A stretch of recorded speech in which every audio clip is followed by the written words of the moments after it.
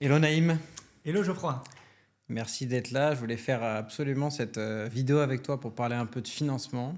Carrément, ça fait longtemps en plus qu'on devait la faire. Ça fait longtemps que je te suis, que je te connais, comme on en parlait juste avant. Ouais, Et en fait, ce qui m'intéresse le plus, c'est qu'on discute aujourd'hui du financement pour acheter en Espagne, parce que nous, Terreta Spain, on fait essentiellement acheter les gens en Espagne, depuis la France. Et donc, on va voir ensemble les différents moyens de le faire depuis la France. bien sûr. Pour commencer, peut-être en intro, si ça te va, Ouais. présente-toi, dis-nous qui t'es. Qui suis-je? Exactement. D'où je viens? Bon, alors moi ça fait 7 ans. Je suis courtier en prêt, je vis à Paris depuis quelques années. J'ai une multicasquette dans le crédit Mm. parce que bon, il y a évidemment le crédit immobilier pour acheter sa résidence principale. Il y a celui pour faire de l'investissement locatif, Mm. mais il existe aussi d'autres typologies de crédit comme le regroupement de crédit à la consommation, le regroupement de crédit immobilier, des crédits qu'on regroupe avec lesquels on ajoute de la trésorerie, crédit lombard, on va peut-être en parler. On va en parler. Exactement. Je te Donc, confirme. ouais, exact, donc, Ouais. donc très bien, cool. Mais il y a pas mal de choses. Donc au travers de cette 7 années d'exercice du courtage, j'ai pu développer, expérimenter différentes typologies de montage financier, quoi. Et regroupement de crédit aussi, ça m'intéresse parce que j'y connais rien. Ok. Tout à l'heure, tu l'as un peu touché en Oui, oui. préparation d'émission. Je me suis dit, ouais, en fait, on va creuser ça, ça va être cool. Peut-être premier sujet pour lancer les choses. Bon, déjà, pour quelqu'un qui regarderait la vidéo et qui ne saurait pas, tu ne peux pas faire financer un achat en Espagne avec une banque française, sauf à avoir des garanties côté français, parce que une banque française a besoin de garanties sur le sol français. Mais du coup, faisons le premier cas, la garantie, on va dire, la plus habituelle pour un Français qui veut acheter en Espagne, c'est Ok. si j'ai une résidence principale ou pas d'ailleurs, mais un bien immobilier net de dette en France Mhm. et que je veux acheter en Espagne, qu'est-ce que je peux faire? Alors c'est plutôt simple. Alors c'est méconnu du grand public, hein, mais Ouais. moi professionnel c'est plutôt simple parce que aujourd'hui si vous avez un bien libre de dette, donc quand on dit libre de dette, c'est qu'il n'y a plus de crédit dessus. Le crédit est remboursé, soldé. Soldé à 100%. Alors on peut rentrer dans la spécificité, mais si on reste Ouais. vraiment sur un thème très basique, Ouais. du moins dans un premier temps, soldé à 100%, zéro dette, plus de crédit, eh bien on peut aller voir nous, professionnels des organismes bancaires, qui vont vous dire, OK, votre bien, je vais prendre une base 100, votre bien vaut 100. Ouais. On peut aller jusqu'à un prêt de 80, lissé sur 10, 15, 20, 25 ans. Ok. On a des partenaires bancaires qui peuvent réaliser des prêts avec un âge de fin de prêt toléré de 95 ans. De 95 ans. Ok. 95 ans. C'est-à-dire Tout en étant quand même un prêt hypothécaire. Ça reste un c'est prêt une hypothécaire. garantie. Donc en fait, ce que va faire la banque, votre bien vaut 100, nous on vous donne 70, on vous prête 70, Ouais. on va se garantir à hauteur de 70 sur le bien en question, Ouais. et la dette va être lissée sur une durée allant jusqu'à 25 ans grand maximum, et surtout ne pas dépasser l'âge de fin de prêt des 95 ans. Donc ça veut dire, parce que ça c'est hyper intéressant, moi je pense à, tu vois, il y a beaucoup de gens qui par exemple arrivaient à l'âge de la retraite, allez, admettons 65 ans pour faire simple. Tu arrives à 65 ans, déjà tu as l'impression que les banques ne te prêteront plus et que donc si tu veux t'acheter une résidence secondaire en Espagne, tu ne peux pas le faire à moins d'avoir le montant en épargne. Et donc toi tu dis, faux, vous pouvez faire Bien un sûr. crédit de 25 Tout à ans fait. pourvu que votre résidence principale par exemple soit nette de dette côté français et Exactement. donc avoir une résidence secondaire sans avoir à sortir d'argent de votre poche, tout simplement sur cette garantie-là. C'est ça. Parce que votre banquier qui a pignon sur rue, il n'a pas à disposition des produits qui permettent de faire ce genre d'opération. Là, on parle avec des banques, on va dire, de second réseau. Ouais. Des seconds réseaux de banques institutionnelles, hein, des filiales de BNP, j'en passe, etc. Et donc, c'est grâce à ces filiales et ces banques de second réseau, dont le cœur de métier est strictement axé sur cette typologie d'opération, qu'on peut le faire. Donc, si demain vous avez 70 ou 80 ans, et moi j'ai déjà fait des crédits sur 15 ans à une personne de 80 ans. Ah waouh, c'est vrai? Ah, Ça, carrément. c'est incroyable. Là, c'était un regroupement de crédits parce qu'il avait enchaîné pas mal d'opérations et il fallait alléger un peu son niveau de ses mensualités. Ça pesait un peu trop sur le budget, quoi. Hyper intéressant. Et là, du coup, on a. Alors, tu vas me clarifier ça. En préparation d'émission, on a parlé de deux formalités ou manières de faire. Mhm. On a dit que soit il y avait effectivement un crédit qui serait hypothécaire, Et dans C'est ces ça. cas-là, ça veut quand même dire qu'à partir du moment où je prends ce crédit-là, j'ai des mensualités de crédit. Tout à fait. Et tu m'as dit qu'il y avait une autre option, éventuellement, qui du coup est un autre type de crédit, mais Ouais. dans laquelle je n'ai pas de mensualité, parce qu'à ce moment-là, c'est un prêt viager hypothécaire inversé. Tu peux C'est nous... ça, le PVH, le prêt viager hypothécaire. Hmm. C'est mieux de prendre un exemple concret. Vous détenez un bien libre de dette. Je vais rester sur ma base 100. Ouais. On a un besoin de 75. Ce que va vous proposer la banque, c'est de évidemment, vous prêter les 75 et vous rembourser grosso modo à votre mort. Ok. C'est ça. Littéralement, c'est comme ça que ça se passe. Après, ça dépend combien de temps le prêt court. Il y a des intérêts qui se cumulent au capital. Donc, votre bien vaut 100, vous empruntez, on vous passe 75. Vous décédez au bout de 10 ans, eh bien, c'est plus 75 qu'il faut rembourser, mais c'est 75 plus le montant des intérêts. Ouais, Donc, bien la sûr. banque va prendre une marge de sécurité. Elle ne va pas aller jusqu'à 90-95% de la Ouais. valeur du bien, parce que l'immobilier, ça peut baisser. Et derrière, les intérêts se cumulent. Mais admettons, on va faire un cas. Admettons, les emprunteurs en question ont un bien qui vaut. Alors, je prends 1 million juste pour que ça soit simple pour les calculs de. Ouais. Voilà, mais Bien sûr. admettons, ils se prennent une résidence secondaire. Ils ont envie d'acheter une résidence secondaire en Espagne qui vaut 400 000. Ils l'achètent avec donc un prêt hypothécaire viager inversé. Comment t'appelles Le ça? PVH, prêt viager hypothécaire. Prêt viager hypothécaire, ok. Donc, la banque prête 400 000, il n'y a pas de mensualité de crédit. Par contre, il y aurait un intérêt, admettons, je sais pas, 4% par an, ou je sais pas ce que c'est. Ça. C'est quoi le type d'intérêt sur des crédits comme Là, ça? aujourd'hui, tu es à 5%. 5%. Donc, admettons 5% par an, Ouais. qui se cumule sur la durée jusqu'à... De détention. Voilà, durée de détention. Au moment du décès ou au moment de la fin du prêt, tout simplement, alors il y aurait finalement le montant à rembourser qui serait déduit Du de bien. la vente du bien. C'est ça, du bien. Et il y aurait en- le bien en Espagne, de toute façon, en plus, qui serait là et lui qui serait net de C'est dette. ça. En fait, c'est un collatéral qui va contrebalancer. Ouais. Donc, Et ça va être neutre. En fait, c'est une opération C'est ça. quasiment neutre, sauf les intérêts, ça. mais sinon, c'est neutre. Dans cette optique-là, c'est neutre. Si Ouais. derrière, les personnes font un PVH pour aller s'amuser et partir aux Maldives Oui. et jouer au casino, là, il n'y a pas de collatéral. Mais dans ton cas, Exact. ça peut être très judicieux pour tes clients qui sont intéressés par... Oui, c'est-à-dire que ça peut, effectivement, j'avais pas pensé à ça. Ça peut aussi être utilisé, ce genre de crédit, tout simplement pour financer un train de vie. Et dans ces cas-là, effectivement, on réduit l'actif. Tout à fait. Ouais, Train de ok. vie, donation, financement des études des petits-enfants. Donc là, c'est différent. Mais accoler un actif, Ouais, à coller un actif, c'est pas tu si dégrades mauvais de le tu dégrades pas le patrimoine. et puis il n'y a pas de calcul de taux d'endettement. C'est Ouais. important. Ça aussi, c'est important. Il y a C'est pas de qu'il y a juste un calcul reste à sans- vivre. C'est 900 euros. Il faut que... Ok. donc quand tu n'as pas forcément une grosse retraite, bah, tu n'es pas limité non plus parce que 900 euros de reste à vivre, ça reste OK. Ils regardent si tu as d'autres crédits ailleurs. Si tu n'as pas d'autres crédits ailleurs, ils déduisent juste le montant de tes impôts. Donc retraite moins les impôts et c'est ton reste à vivre. Ouais, c'est super. Donc 900 euros, c'est accessible. Ça, c'est hyper intéressant. Ensuite, un autre financement, donc toujours pareil, français, qui veut acheter en Espagne. On a évoqué ensemble plusieurs fois le fait que Crédit Logement, donc la garant, comment tu présenterais C'est un organisme de cautionnement voilà, qui organisme se, de caution, qui se porte garant pour une opération d'achat immobilier. Voilà. Et donc, on a dit que Crédit Logement, depuis l'été 2025, Ouais. accepte de se porter en caution, se porter en garantie ça. pour des achats à l'étranger dans 8 pays définis, dont l'Espagne. Tout à fait. Voilà. Pourvu que les garanties côté français sur le patrimonial, sur l'immobilier, couvrent 120% C'est ça. du montant emprunté. C'est ça. Grosso modo, si demain vous avez un projet à 300 000 euros en Espagne, eh bien, il faut que vous ayez un patrimoine résidentiel, donc immobilier, en France, de 120% de 300 000, donc 360 000 euros.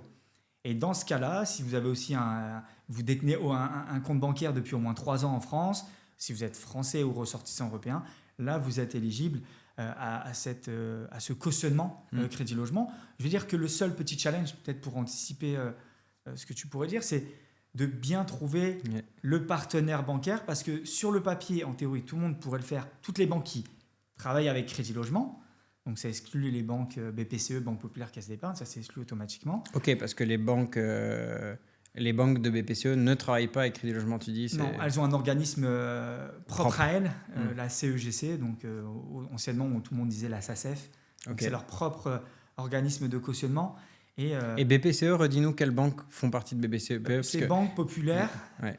Caisse d'épargne, la Palatine, la Ouais. partie un peu premium, et puis c'est tout. Puis la Bred pour les Parisiens, Ok. c'est Mais donc hyper ça. intéressant parce que ça, tu vois, Ouais. je te le disais, moi, je suis client en France du LCL. Mhm.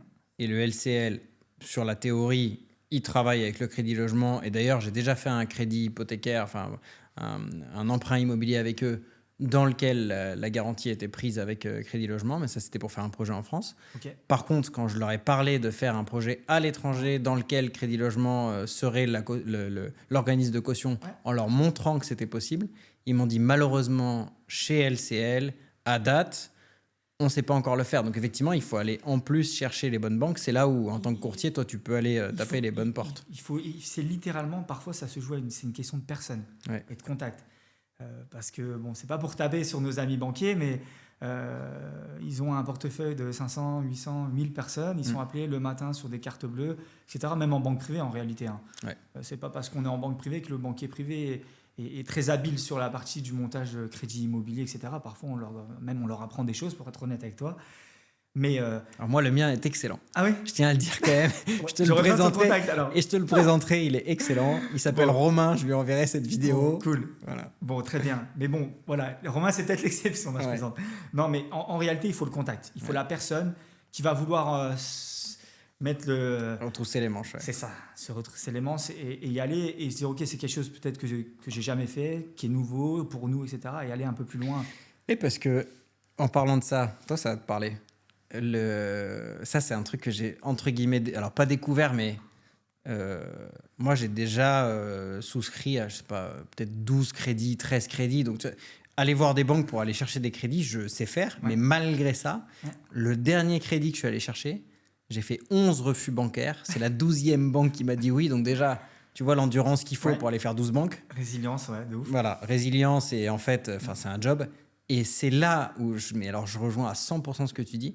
Un courtier, et j'ai mis beaucoup de temps à comprendre ça, il a une force que le particulier n'a jamais, c'est que toi, quand tu vas voir des banquiers, ce mois-ci, tu as peut-être déjà fait passer 2, 3, 4 dossiers avec eux et tu as une discussion de volume avec eux qu'un particulier n'a jamais. C'est ça. C'est ça. Ou si, par exemple, pour donner un peu un tip, ce que j'ai, donc si nos amis courtiers nous regardent, c'est que moi,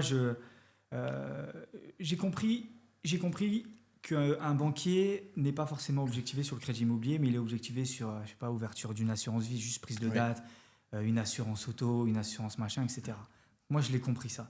Donc, quand je suis avec mes clients, je leur dis, écoutez, si on veut atteindre notre objectif, il faudra faire ça, ça, ça. Donc, le banquier, quand j'arrive, c'est tout cuit et tout est préparé, il a juste à faire signer les documents, bah forcément, il t'apprécie. Ouais. Donc, oui, parce que pareil, moi, c'était... Il faut savoir leur parler. Le crédit en question, là, la banque qui a accepté de me prêter, c'était CIC. Ok. C'était sur un dossier sur lequel il me fallait moins de 300 000 et il se trouvait que CIC, ce que j'ai découvert en agence, ils ont la délégation jusqu'à 300 000. En tout cas, c'était le cas il y a quelques mois. Et pour aller dans le sens de la banque, effectivement, eux, ce qu'ils voulaient, c'était l'ouverture, la prise de date, comme tu dis, pour l'assurance vie. Ah oui, carrément. Ou pour le... Je sais plus, mais je crois que c'était l'assurance vie. Ou un PER, plan d'épargne retraite. Et deuxième chose, c'était l'ouverture d'un compte pro, mais pareil, juste l'ouverture. C'était pas non plus... Et ce genre de garantie-là, etc., je pense que quand tu es courtier, pour toi, c'est facile, tu sais, tu connais. Quand tu es particulier, tu es mal à l'aise. Tu sais pas, tu sais pas quoi. C'est ça. Et parfois, tu peux avoir le frein. Le client peut avoir le frein, se dire « Ah, mais non, et ceci et cela. » Mais en fait, c'est comme d'habitude. C'est si je fais un effort de cette taille-là et j'ai un bénéfice comme ça, bon, est-ce que ça vaut pas le coup? Je sais. D'ailleurs, une des plus grosses erreurs que je vois, mais ça, c'est une folie. Mais chez les particuliers, je parle. Hein. Une des plus grosses erreurs, c'est... les particuliers qui se bloquent parfois sur un pur sujet taux d'intérêt. Mais vraiment, je dis souvent, j'adore utiliser cet exemple-là parce que souvent, ça décomplexe mes clients. Je leur dis, moi, mon pire crédit, j'en ai un qui est à 6,22 Ok. Et 6,22, c'est quand même pas un taux de Ça champion pique, du monde. ça pique. Je dis, mais je suis ravi parce que c'est un appartement sur lequel je fais un cash flow positif supérieur à 1 000 € par mois. Je dis donc en fait, le 6,22, j'en suis ravi et je vais même pas le renégocier juste parce qu'en fait, à ce moment-là, le banquier qui avait accepté de me faire ce crédit-là, Il était il avait accepté de me faire le crédit tout simplement. Donc en fait, le projet marche. C'est ça. Je suis content que ça marche. Tu vois, C'est ça. pas... Encore plus si tu as un bon produit. Et c'est comme d'habitude, c'est le bénéfice-risque. Donc, C'est ça. si tu payes, oui, tu payes cher, mais déjà, c'est peut-être pas toi qui vas le payer parce que tu as l'effet de levier du locataire ou autre. Exactement. Deuxième point. Et derrière, et puis, bon, toi, tu le fais pas, mais ça se renégocie un crédit. Ça se renégocie. Alors pareil, honnêtement, je n'ai jamais encore renégocié de crédit. D'ailleurs, c'est un sujet qu'on va regarder toi et moi. Avec grand plaisir. En fait, j'ai besoin de toi, Naïm. J'ai besoin de toi. On va optimiser. Bien sûr. Il y a 2 sujets encore. Ouais. Je regarde parce qu'il nous reste encore 10 minutes. Il y a 2 sujets que je veux encore discuter ensemble. Il y en a un, c'est le crédit lombard. Ouais. Ça, on va se faire peut-être maximum 5 minutes dessus. Ouais. Et le deuxième, ça va être justement les regroupements de crédits, les choses comme ça, parce que ces 2 sujets-là, je sais que c'est des sujets de pro, vraiment. C'est ça. Crédit lombard, je te l'ai dit, j'ai parlé avec énormément de clients, même des investisseurs chevronnés qui ont déjà fait énormément d'appartements, etc. Et en fait, dans mes clients, ceux qui ont déjà fait du lombard, c'est 1%. 0,5%, c'est personne. Quoi. C'est très méconnu. Après, ça s'adresse quand même à une clientèle assez patrimoniale parce qu'il faut avoir des liquidités. En fait, le crédit lombard, tout à l'heure, on parlait de mettre en garantie un bien immobilier. Eh bien, là, ça va être le même principe, sauf que ça va être un portefeuille financier. Donc, ça peut être des actions, une assurance vie, des stocks, plein de choses. Compte titre, n'importe tout confondu, qui reste appréciable pour la banque est quand même détenu au sein de la banque. Premier point. Oui. Donc, c'est un portefeuille produit financier qui va être mis en garantie et en contrepartie, la banque va vous prêter un certain pourcentage de cette valeur d'actif. Oui. En général, c'est entre 60 et 80% dans les meilleurs cas. Et ça va être sous la forme d'un crédit in fine. Un crédit in fine, c'est simple, c'est un crédit qui est octroyé sur une durée en moyenne maximale 10-15 ans. Et durant cette période, on rembourse des intérêts. Et la dernière mensualité, c'est le capital. Alors justement, ouais. Quand on dit ça, effectivement, c'est-à-dire que chaque année, on ne rembourse que les intérêts, tout à fait, pas le capital, ce qui fait que ça a des mensualités relativement basses. Exactement. Même à des taux d'intérêt élevés, ça reste raisonnable. Même à des taux d'intérêt élevés, ça reste intéressant. D'autant que la contrepartie, qui est un actif financier, donc par exemple des ETF achetés via des comptes titres, possédés effectivement via la banque, comme tu dis, ça c'est important, peuvent générer plus que le taux d'intérêt auquel l'argent est emprunté. C'est le principe. Voilà. Donc c'est de mettre en garantie, en collatéral, un portefeuille financier qui lui-même va générer des petits, donc des intérêts, donc un gain financier pour l'emprunteur. Et de l'autre côté, l'emprunteur, qu'est-ce qu'il va le faire ? Il va acheter un bien immobilier, donc il aura aussi un collatéral, un actif immobilier. Donc c'est un double actif finalement. Donc c'est un double effet de levier. Donc c'est super intéressant. Et donc ça, j'ai vu, je t'en parlais, j'ai vu un client suisse, mais ça aidera pas les clients français. Moi, ce qui m'intéresse, c'est qu'on parle des clients français. Mais j'ai vu un client suisse faire ça avec la ZKB, qui est une banque de Zurich, où en l'occurrence, il avait un compte titre. Dans son compte titre, il avait des ETF. D'accord. Cet argent-là, on va dire, rapporté, allez, 5-6%, peu importe. Lui, son lombard, qui est du vrai in fine, où il n'y a même pas de durée de fin, il peut le faire ad vitam aeternam et emprunter à moins de 2% en taux fixe. Et alors là, pour le coup, littéralement, c'est de l'argent gratuit puisque il récupère 5% à droite, ça lui coûte que 2% à gauche. Donc en fait, il a de l'argent libéré grâce à ça, grâce auquel il a acheté des appartements en Espagne avec nous à Valencia. Et donc là, mais c'est cadeau parce qu'en plus, ces appartements-là génèrent des revenus locatifs. Donc, côté français, tu dis en général, c'est plutôt une durée quand même. C'est plutôt 10-15 ans. On est limité. Avant, en fait, je ne sais pas si tu as connu le Crédit Foncier de France. C'est filiale justement de la Banque Populaire Caisse d'Épargne qui faisait que du crédit immobilier ou du financement des SCPI, etc.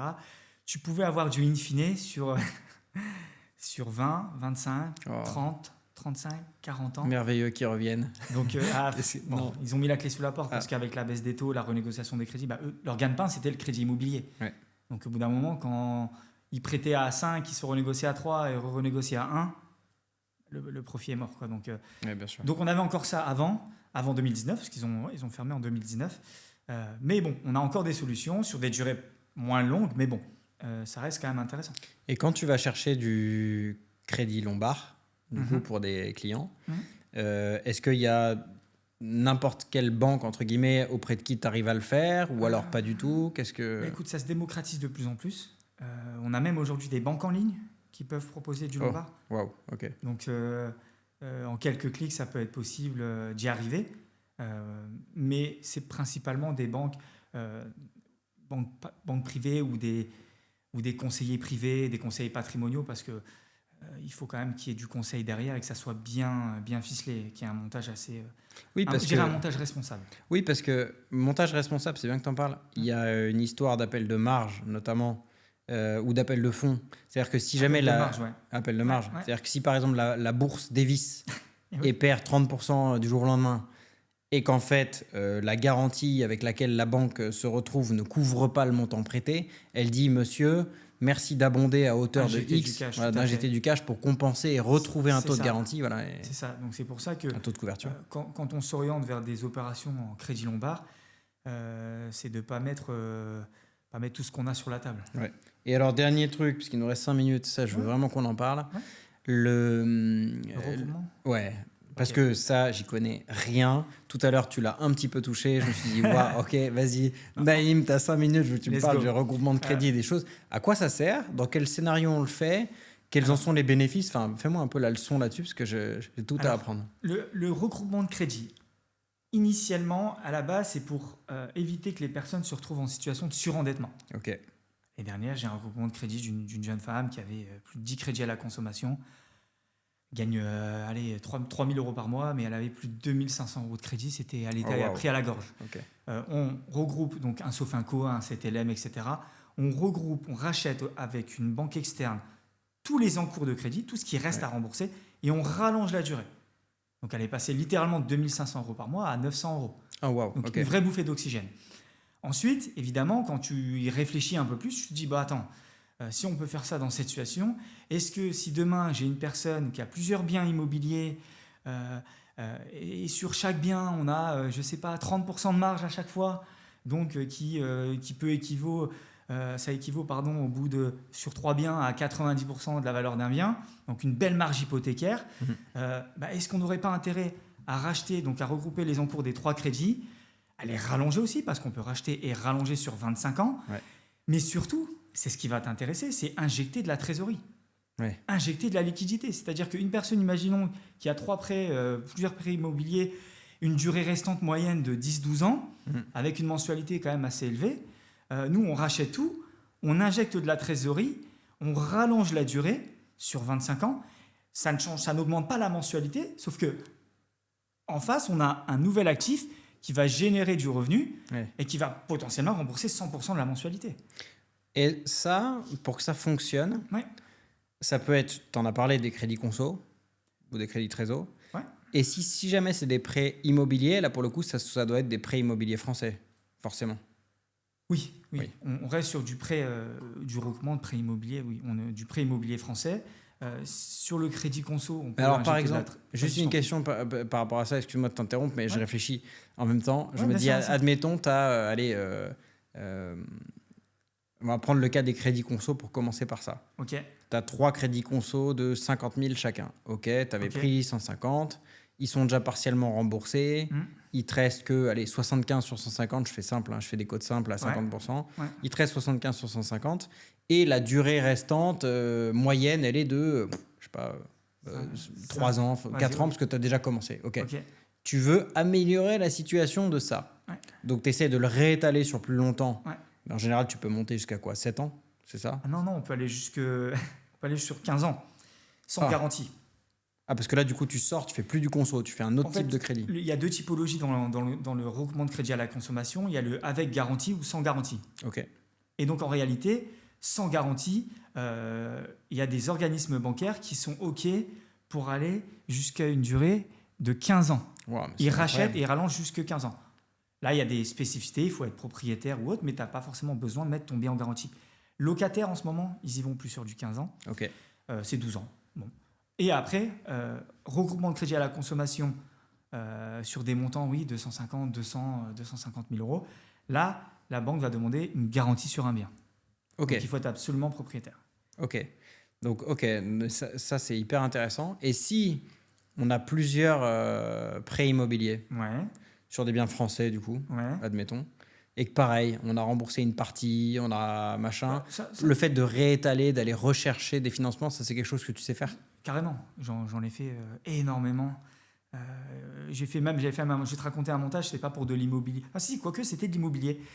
Un couple qui avait leur résidence principale et un premier bien locatif. Ok. Ils voulaient acheter l'appartement du dessus. Ouais. Ils se mariaient. Et ils avaient plusieurs crédits à la conso. Donc ce qu'on a fait, c'est qu'ils avaient déjà un peu amorti les crédits sur les deux biens qu'ils possédaient. On a racheté les deux crédits, les deux encours, c'était à la Société Générale. Ouais. Donc prêt 1, prêt 2, on rachète. Il achète un nouveau bien immobilier, prêt 3, on l'imbrique dans le nouveau crédit. Il a besoin de 75 000 euros parce qu'il se mariait en Corse. Ok. Trésorerie, 75 000. Et le dernier truc, je sais même plus ce que j'allais dire, mince. Donc tu Et il avait des repackages crédits. tout. Et il avait des crédits à la conso. On reprend tout ça. Ouais. On repackage tout. On met sur 25 ans. Littéralement, il ne payait pas plus cher que ce qu'il payait auparavant avec les deux prêts qu'il avait. Wow, ok. Entre-temps, il y a un actif, il y a un revenu supplémentaire royal. Ouais, donc ça peut te servir soit à étaler, et soit à Exceptionnel. dégager des liquidités, Exceptionnel, ouais. soit... ouais, ok, donc en fait, disons qu'à partir du moment où tu as un certain nombre de lignes de crédit, C'est ça. aller parler à un courtier comme toi, Faut parler à un expert courtier. en regroupement de crédit, ça peut être hyper game changer. Parce que là, le banquier qui écoute ce podcast, il va pas comprendre. Non, mais moi, je m'amuse parfois à leur poser la question. Ils ne connaissent pas. ouais, c'est Ils normal. n'ont parce pas les que- produits. Ouais, et puis même, c'est un produit d'expert. C'est vraiment une expertise totale, ça. C'est ça. Ok. Ça c'est masterisé. Je fais avec le attention au temps. timing, parce qu'après... Ouais, bah oui, carrément. Bon, c'est Mais- bien. On est bien là sur le. Là, on est parfait, mais du coup, justement, je voulais vraiment te remercier parce que Avec plaisir. le plus grand plaisir là-dedans, c'est que le premier client que je vais te présenter, ça va être moi. Ah, bah c'est Donc, cool. voilà. Nickel. On va Tu pouvoir vas faire tester des- le produit. On va pouvoir faire des beaux trucs. Donc, merci beaucoup, Naïm, d'avoir expliqué tout ça. Avec grand plaisir. Et on se reparle très vite. À très vite.